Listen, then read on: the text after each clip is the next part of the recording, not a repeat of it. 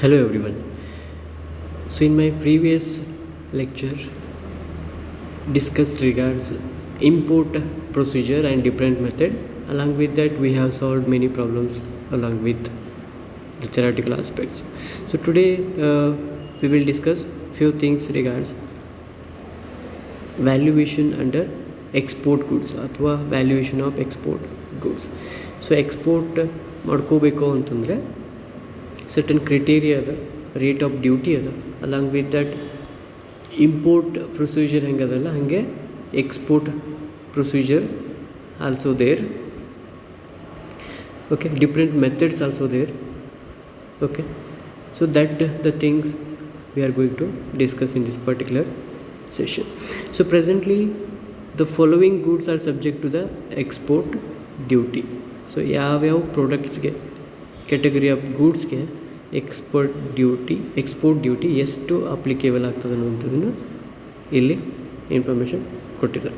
So ಏನು ಅಂತಂದರೆ luggage leather ಗೂಡ್ಸ್ಗೆ 25% duty ಇದೆ. hides skins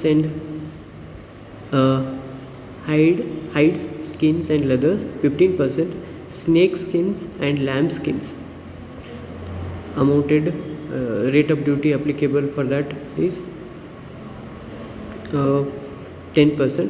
ಆಮೇಲೆ ಸ್ಟೀಲ್ ಪ್ರಾಡಕ್ಟ್ಗೆ ಎಷ್ಟು ಅಂತಂದರೆ 15% with effect from 10/5/2008. iron ore 300 per metric ton, chromium ores 2000 per metric tons. So ಇಲ್ಲಿ ನಿಮಗೆ ಏನು ತಿಳ್ಕೊಬೇಕು ಅಂತಂದರೆ what the thing which you need to come across. Luggage leather ಅಂತಂದರೆ that product which is related to leather. ಈಗ hides ಅಂತ ಬರ್ತದೆ, skins and leather. Hides which means the animal skins. ಆಮೇಲೆ ಇಲ್ಲಿ ಲ್ಯಾಂಬ್ ಸ್ಕಿನ್ಸ್ ಅಂತಂದರೆ ಶಿಪ್ ಸ್ಕಿನ್ಸ್. ಆಮೇಲೆ snakes skins ನಿಮಗೆ ಗೊತ್ತದ. ಸ್ಟೀಲ್ ಪ್ರಾಡಕ್ಟ್ಗೆ ವಿತ್ ಎಫೆಕ್ಟ್ ಫ್ರಮ್ 10/5/2008ಗೆ ಎಷ್ಟು ಅಪ್ಲಿಕೇಬಲ್ ಆಗ್ತದೆ ಅಲ್ಲಿಂದ ಅಂತಂದರೆ with effect from 15% rate of duty applicable. ಆಮೇಲೆ ಐರನ್ ಓರ್, ಕ್ರೋಮಿಯಮ್ ಓರ್ ಗೊತ್ತದ ನಿಮಗೆ. ಏನು ಕಬ್ಬಿಣದ ಅದಿರನ್ನು ಏನಾದರೂ ನೀವು ಎಕ್ಸ್ಪೋರ್ಟ್ ಮಾಡ್ತೀರಿ ಅಂತಂದರೆ ಪರ್ ಮೆಟ್ರಿಕ್ ಟನ್ಗೆ ₹300 ಅಪ್ಲಿಕೇಬಲ್ ಆಗ್ತದೆ. ಆಮೇಲೆ ಕ್ರೋಮಿಯಮ್ ಓರ್ಸ್ಗೆ ಅಪ್ಲಿಕೇಬಲ್ ಆಗುವಂಥದ್ದು 2000 metric tons. Okay, so here also some few methods are there how we have seen in importation of goods. Exportation of goods also having some methods. So rule 3 said that determination of the method of valuations. So here ಏನಾಗ್ತದೆ ಅಂತಂದರೆ transaction ವ್ಯಾಲ್ಯೂವನ್ನು receive ಮಾಡ್ಕೊಳ್ತಾ ಅಂದರೆ just like a transaction value, determination value ಅಂತಂದರೆ ಇಲ್ಲಿ where the buyer and seller are related also ಈ price transaction ವ್ಯಾಲ್ಯೂನ consider ಮಾಡ್ಕೊಳ್ತೀವಿ ಇಲ್ಲಿ. ಆಮೇಲೆ ಇನ್ಫ್ಲೂಯೆನ್ಸ್ ಮೇಲೆ ಪ್ರೈಸು ಡಿಸೈಡ್ ಆಗೋಂಗಿಲ್ಲ. If the relationship, the buyer and seller of the relationship ಮೇಲೆ ಪ್ರೈಸು ಇನ್ಫ್ಲೂಯೆನ್ಷನ್ ಆಗೋಂಗಿಲ್ಲ. ಅವರ ಲೋಕಲ್ ಮಾರ್ಕೆಟ್ ಪ್ರೈಸ್ ಅಪ್ಲಿಕೇಬಲ್ ಆಗ್ತದೆ on the basis of their transactions. If the value cannot be determined under the provision of sub rule 1 and sub rule 2, the value shall be determined by proceeding sequentially through 4 to 5. So ಇಲ್ಲಿ ಸಬ್ rule 1 and 2 ಅಂತ ಬರ್ತದೆ. ಆ ರೂಲ್ಗಳಿಂದ ನಮಗೆ determination value, the transaction ವ್ಯಾಲ್ಯೂವನ್ನು find out ಮಾಡೋಕ್ಕಾಗಲಿಲ್ಲ ಅಂತಂದರೆ rule 4 ಮತ್ತು 5ನ ಸಹಾಯದಿಂದ ನಾವು ಟ್ರಾನ್ಸಾಕ್ಷನ್ ವ್ಯಾಲ್ಯೂವನ್ನು ಫೈಂಡ್ ಔಟ್ ಮಾಡ್ಕೊಳ್ತೀವಿ. ಸೊ ನೆಕ್ಸ್ಟ್ ರೂಲ್ ನಂಬರ್ 4 ಅಂತಂದರೆ ಇಲ್ಲಿ ನೇಮ್ ಇಟ್ ಸೆಲ್ಫ್ ಏನು determination of export value by the ನಾವು ಕಂಪೇರ್ ಮಾಡ್ತೀವಿ kind quality exported about the same time to the other buyers in the same destination country of importation. On its absence another destination country of importation adjusted in accordance with the provision of sub rule 2 ಅಂತಂದರೆ the transaction value can be calculated on the basis of comparing the quantity, quality, the country of importation ಕಡೆಯಿಂದ compare ಮಾಡ್ಕೊಳ್ತೀವಿ, ಅಥವಾ in it absence, if there is not the thing ಅಂತಂದರೆ according to provisions of sub rule 2 help ಇಂದ ನಾವು determination ವ್ಯಾಲ್ಯೂನ the transaction ವ್ಯಾಲ್ಯೂನ find out ಮಾಡ್ಕೊಳ್ತೀವಿ under the rule number 5. So ಇನ್ನೊಂದು ಕಂಪ್ಯೂಟೇಷನ್ ವ್ಯಾಲ್ಯೂ ಮೆಥಡ್ ಅದು. So under this we need to take, if the under ನಾವು comparison the determination of export value of comparison ಇಂದ ನಾವು ವ್ಯಾಲ್ಯೂನ find out ಮಾಡೋಕ್ಕಾಗಲಿಲ್ಲ ಅಂತಂದರೆ ನಾವು ಕಂಪ್ಯೂಟೆಡ್ ವ್ಯಾಲ್ಯೂನ ಅಪ್ಲಿಕೇಬಲ್ ಮಾಡಿಕೊಂಡು ಯೂಸ್ ಮಾಡ್ಕೊತೀವಿ. ಸೊ ಇಲ್ಲಿ ಕಂಪ್ಯೂಟೆಡ್ ವ್ಯಾಲ್ಯೂ ಮೆಥಡ್ ನಾವು ಯೂಸ್ ಮಾಡ್ಕೊಳ್ತಾ ಇದ್ದೀವಿ ಅಂತಂದರೆ ಏನೇನು ನಾವು ಕನ್ಸಿಡರ್ ಮಾಡ್ಕೊಳ್ತೀವಿ ಅಂತಂದರೆ, ಒಂದು ಇಂಪೋರ್ಟೇಷನ್ ಕಾಸ್ಟ್, ಪ್ರೊಡಕ್ಷನ್ ಕಾಸ್ಟ್, ಆಮೇಲೆ manufacture and processing of export goods, export ಮಾಡಲಿಕ್ಕೆ ಇನ್ಕರ್ ಆಗುವಂಥ ಚಾರ್ಜಸ್ಸು, ಕಾಸ್ಟ್ ಆಫ್ ಪ್ರೊಡಕ್ಷನನ್ನು ತೊಗೊಳ್ತೀವಿ. ಮತ್ತು any cost or charges related to design and brand that we need to take, ಮತ್ತು an amount towards the profit. These three important aspects we need to taking into consideration for the calculation under computed value method. So next sixth one bartada, that is residual method. So residual method is nothing but salvage value ಅಂತಲೂ ಕರಿತೀವಿ. Residual ಅಂತಂದರೆ estimated value ಎಷ್ಟಿರ್ತದೆ fixed ಕಾಸ್ಟ್ದು, ಅದರದ್ದು end price ಏನಿರ್ತಲ್ಲ ಅದನ್ನು ತೊಗೊಳ್ತೀವಿ. Whether it may be the useful life of the product ಅಥವಾ lease term of the particular product. Under this particular method, subject to the provisions of Rule 3, where the value of export goods cannot be determined under the provisions of Rule 5, Rule 4, Rule 5 ಅಂದರೆ computed value method ಮತ್ತು export value of ಕಂಪ್ಯಾರಿಸನ್ನು calculation ಮಾಡೋಕ್ಕಾಗಲಿಲ್ಲ ಅಂತಂದರೆ residual value ನಾವು ತೊಗೊಳ್ತೀವಿ. Residual value ಅಂತಂದರೆ ಇಲ್ಲಿ as I said that the end value, the useful life of a particular product, asset, that the thing which we need to taking into consideration. So the value will be determined using reasonable means consistent with the principles and general provisions of these rules, provided the local market price of the export goods may not be only basis for determining value of export goods. Now determining value of goods ಅನ್ನು ಮಾತ್ರ ತಗೊಳ್ಳಾರ್ದೆ ಅಲ್ಲಿ different provisions, general provisions, principles ಸಹಾಯದಿಂದ ನಾವು transaction ವ್ಯಾಲ್ಯೂನ find out ಮಾಡ್ತೀವಿ in respect to exportation of the goods and services.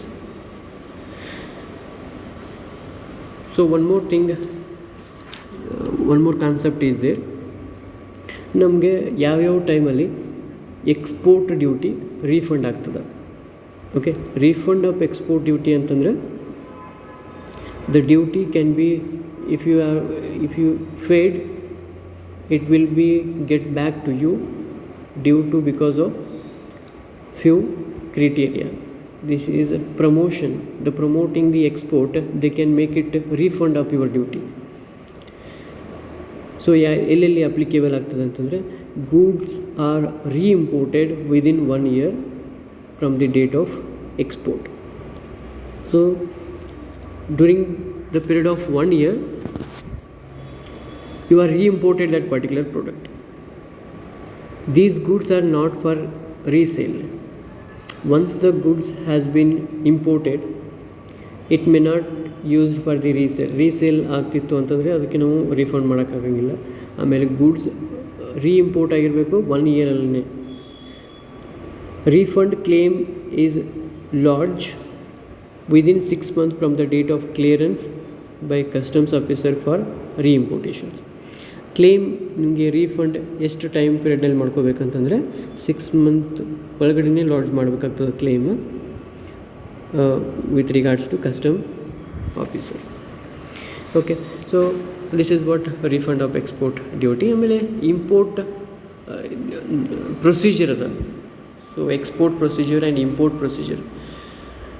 Okay, so there are few problems related to import procedure it self.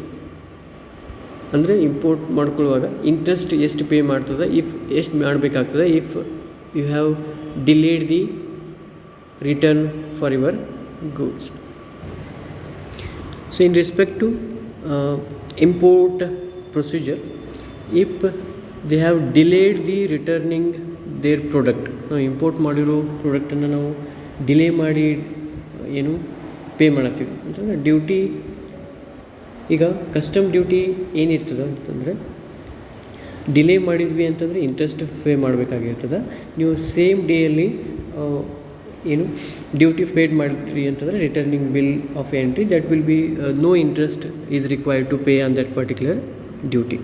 Okay, so there are certain provisions related to interest payable, that is 15% applicable for the custom duty payable. If you have paid duty is paid on the same day, there is no interest can be charged. If it is delayed, it means there is the provisions that we will discuss. So far we discussed regards import valuation methods under imports and valuation methods under export. Along with that, export duty refund.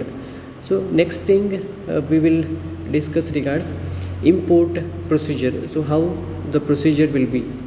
So while importing the goods from another country, there is some procedure.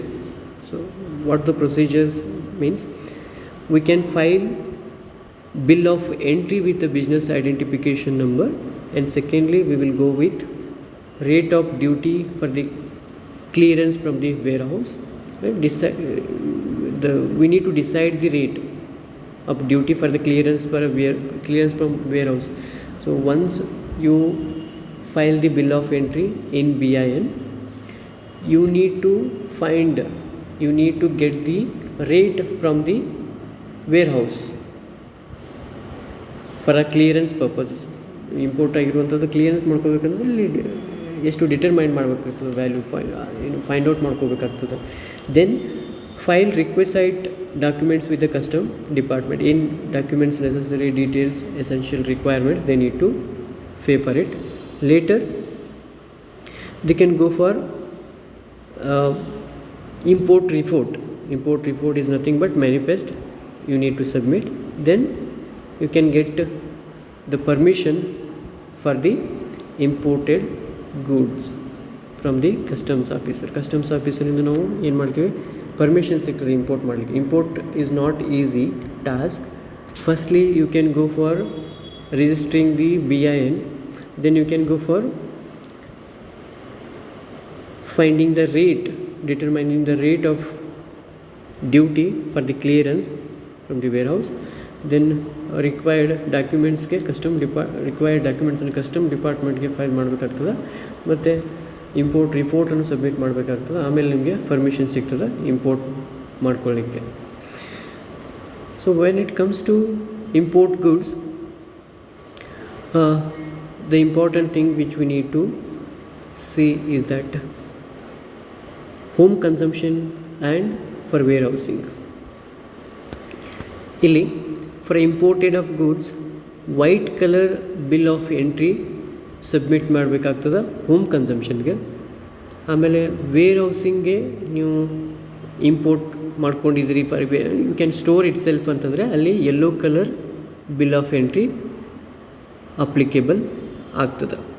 So ಇಲ್ಲಿ duty paid on the same day from the date of returning the bill. Here ನಿಮಗೆ bill return ಆಯ್ತದೆ, ನಿಮ್ಗೆ ಇಷ್ಟು pay ಮಾಡಬೇಕು ಅಂತೇಳಿ, ಅದೇ ದಿನ ನೀವು ಪೇ ಮಾಡಿದ್ರಿ ಅಂತಂದರೆ ವಿತ್ ಎಫೆಕ್ಟ್ ಫ್ರಮ್ 31/3/2017 ಈ ರೂಲ್ ಅಪ್ಲಿಕೇಬಲ್ ಆಗ್ತದೆ. ಈ ಪ್ರೊವಿಷನ್ ಏನು ಅಂತಂದರೆ, ನಿಮಗೆ ಯಾವಾಗ ಬಿಲ್ ಅಂದರೆ ನೀವು ಪೇ ಮಾಡಬೇಕು ಅಂಥೇಳಿ ನಿಮಗೆ ಇನ್ಫಾರ್ಮೇಷನ್ ಬಂದಾಗ ನೀವು ಅದೇ ದಿನ ಪೇ ಮಾಡಿದ್ರಿ ಅಂತಂದರೆ, if it is it means there is no need to pay the interest. ನೀವು ಪೇ ಮಾಡಲಿಲ್ಲ ಅಂತಂತಂದರೆ for the home consumption it is interest required to pay under section 47 subsection 2 ಪ್ರಕಾರ 15% interest they need to pay. So there is a calculations we will discuss in the upcoming slides itself. Okay, this is what the procedure for the home consumption. Then when it comes to warehousing, so green color bill of entry is submitted within 90 days from the date of warehousing. So try to understand white color, yellow color and green color bill of entry. So green color bill of entry antandre within 90 days from the date of warehousing you need to submit the or you need to pay the duty. If it is yes antandre, if it is ಅಂದರೆ ವೇರ್ ಹೌಸಿಂಗ್ಗೆ there is a time for 90 days, home consumption only 1 day, same day you need to pay the duty. If it is done, which means green colour bill you have paid within the 90 days from the date of warehousing ಅಂತಂದರೆ there is no interest required to pay. But if it is not ಅಂತಂದರೆ interest required to pay under section 47 subsection 2, 15% interest rate is applicable. Okay, so interest, as I said that interest for a late payment of a duty 15% section 47 subsection 2 of the custom act. ಇಲ್ಲಿ ಇನ್ನೊಂದು consider ಮಾಡ್ಕೋಬೇಕೇನು ಅಂತಂದರೆ working days ಎಷ್ಟಿರ್ತದ ಅನ್ನುವಂಥದ್ದು. Duty should be paid within 5 working days after the bill of entry is returned to the importer for the payment of duty. ಇಲ್ಲಿ 5 working days ಕೊಟ್ಟಿರ್ತಾರೆ ಯಾರಿಗೆ, ಇಂಪೋರ್ಟರ್ಗೆ. Okay, for the payment of duty. Import ನಾವು ಈಗ ಒಂದು country A country export ಮಾಡ್ತೀವಿ, B country import ಮಾಡ್ಕೊಳ್ತದೆ. So ನಾವು custom duty say for example 5,000 ಆಗಿದೆ ಅಂತಂದರೆ 5 working day that will be given for the importer. So he need to pay the duty as soon as possible. ಎಷ್ಟು 5 working day. ಅದನ್ನು ನಾವು 2 working days ಮಾಡ್ಕೊಂಡಿವಿ. ಎಲ್ಲಿ ಅಂತಂದರೆ with effect from 10/2013 ಅದು 5 working day ಇದ್ದು 2 working day ಆಗಿದೆ. So within 2 working ಡೇಸಲ್ಲಿ ನಾವು ಪೇ ಮಾಡಬೇಕಾಗ್ತದೆ. So if it is not ಅಂತಂದರೆ ಅಲ್ಲಿ ಇಂಟ್ರೆಸ್ಟ್ ಚಾರ್ಜ್ ಆಗ್ತದೆ as per the provision. So let us see a very small problem on the interest required to pay. ಎಷ್ಟು interest pay ಮಾಡಬೇಕು ಅಂಥೇಳಿ in this particular case. So what the information, X private limited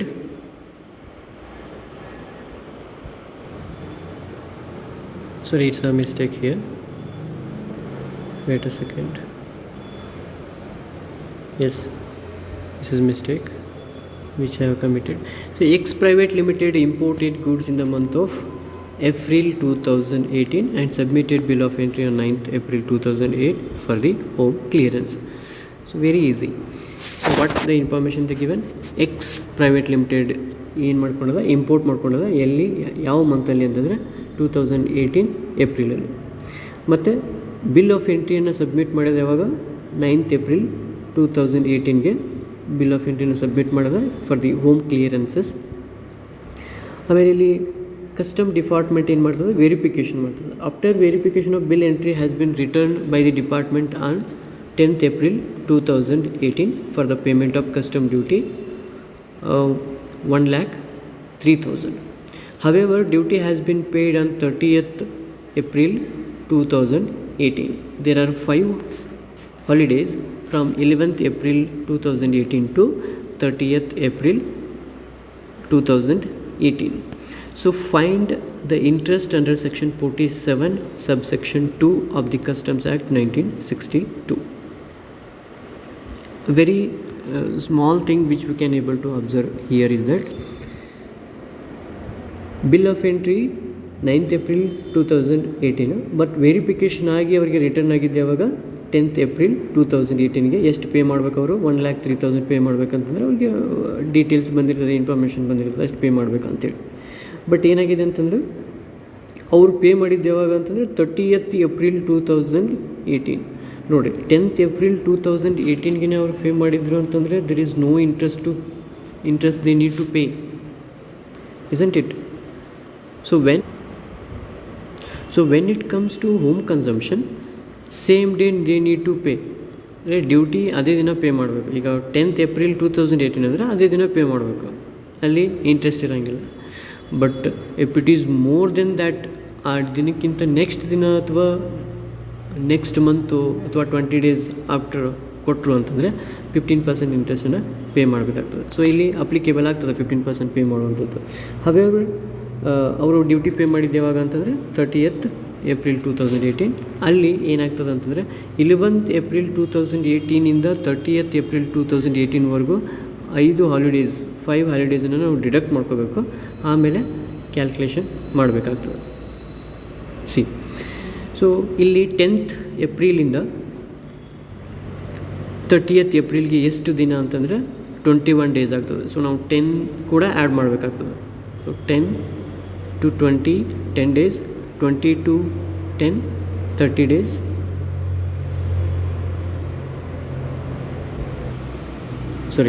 10 to 20 10 days, 20 to 30 20 days, and 10 also we need to add it back. So 21 days per the calculation purpose. ಅಂದರೆ ಅಷ್ಟು ದಿನ 21 days delay ಆಗಿದೆ. So ಅಲ್ಲಿ 5 holidays. So 5 holidays it means we need to deduct. So 21 total days of delay. ಆಮೇಲೆ 5 will be the holidays, which means 21 - 5 16 days calculation ಮಾಡಿಕೊಂಡು pay ಮಾಡಬೇಕಾಗ್ತದೆ. ಇಲ್ಲಿ ಅವರು ಟೋಟಲ್ ಪೇ ಮಾಡಬೇಕಾಗಿರುವಂಥದ್ದು 1,03,000 ಇಂಟ್ರೆಸ್ಟು. ಎಷ್ಟು 15%, 15/100 ಆಯಿತು. ಆಮೇಲೆ ಎಷ್ಟು ದಿನ ಅಂತಂದರೆ 16 days ಓವರ್ ಅ ಇಯರ್ ಅಂತಂದರೆ 1,03,000 ಮಲ್ಟಿಪ್ಲೈಡ್ ಬೈ 15/100 ಇಂಟು 16/365 ಅಂತಂದರೆ 677 ಇಂಟ್ರೆಸ್ಟ್ ಅವರು ಪೇ ಮಾಡಬೇಕಾಗ್ತದೆ ಇನ್ this particular case. So what the discussion is here? Simple thing, 10th ಏಪ್ರಿಲ್ಗೆ ಅವ್ರು ಪೇ ಮಾಡಬೇಕು. 10th ಏಪ್ರಿಲ್ ಪೇ ಮಾಡಿಲ್ಲ, ಅವ್ರು ಪೇ ಮಾಡಿದ್ದು 30th April 2018. Over a span of time, this particular time 5 ಹಾಲಿಡೇಸ್ದವು. So ಅಲ್ಲಿ ಅದನ್ನು ಡಿಡಕ್ಟ್ ಮಾಡ್ಕೋಬೇಕಾಗ್ತದೆ. ಡಿಡಕ್ಟ್ ಮಾಡಿಕೊಂಡು 15% ಟೋಟಲ್ ಡ್ಯೂಟಿ ಅವರು ಎಷ್ಟು ಪೇ ಮಾಡ್ತಿರ್ತಾರಲ್ಲ, ಎಷ್ಟು ಅಪ್ಲಿಕೇಬಲ್ ಆಗ್ತದೆ ಅಂತಂದರೆ ಟೋಟಲ್ ಡ್ಯೂಟಿ 1,03,000 ಅದ. ಸೊ ಅದಕ್ಕೆ 15% ಮತ್ತು 16/365 ಡೇಸನ್ನು ಕ್ಯಾಲ್ಕುಲೇಷನ್ ಮಾಡಿದಾಗ 677 ಇಂಟ್ರೆಸ್ಟು ಅವರು ಪೇ ಮಾಡಬೇಕಾಗಿರ್ತದೆ.